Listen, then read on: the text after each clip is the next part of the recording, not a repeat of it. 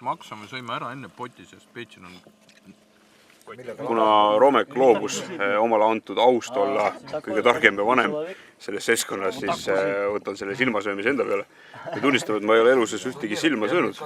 Ei ole ka silmu söönud, sest minu pärast silm ei näe üldse hea välja ja silm kui selline näeb veel halvem välja. Aga see pidi suur au olema, see pidi suur delikatess olema, nii et vaatame, mis maitsega see on. Aju oli küll väga hea kusjuures. Kõigil on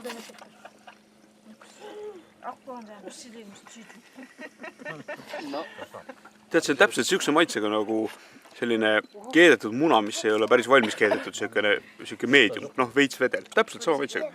Väga hea maitse kusjuures. Nii et sööge silma. Silm teeb. Päriselt.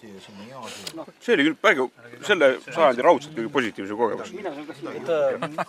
После еды мы уже такой пьем. Стариkud, а я не старик, значит мне нельзя. Nägid sa? Seal sees on. Nagu Kreeka pähkel tuleb. Vaata. Mina ajudan küll.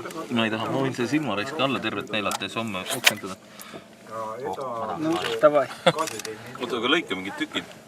Ei saa lõigata, see lõiku. Niimoodi, et igaüks, kes tahab, eks? Ma võtan vasaku poolkõrv. Näpits. В Казахстане все такое попробуют. И закончить туда дает, а они попробовать надо. Teistele ka maitsta. No nii.